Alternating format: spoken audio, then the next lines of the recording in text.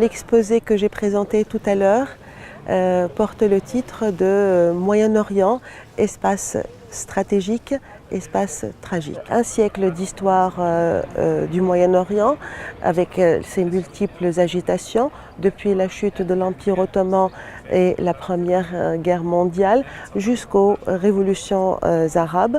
Il s'avère que beaucoup d'éléments de ce passé expliquent en grande partie les problèmes du présent, notamment la question palestinienne, la question aussi du monde arabe, la situation des pays arabes et leur quête désespérée d'unité, et la question révolutionnaire aussi qui a presque été passée sous silence. Le monde arabe a connu des révolutions bien avant le début du troisième millénaire, notamment aux alentours des années 20.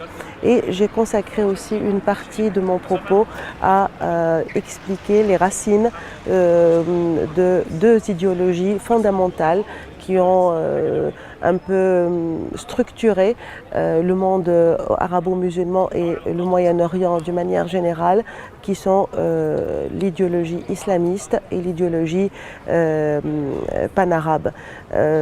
Évidemment, le panarabisme a quasiment disparu, il appartient au passé, et c'est l'islamisme maintenant qui est devenu une force de contestation, et c'est pour ça qu'aujourd'hui il est en tout cas tel qu'il est conçu par les Américains, il est le véritable agitateur de cette région du monde.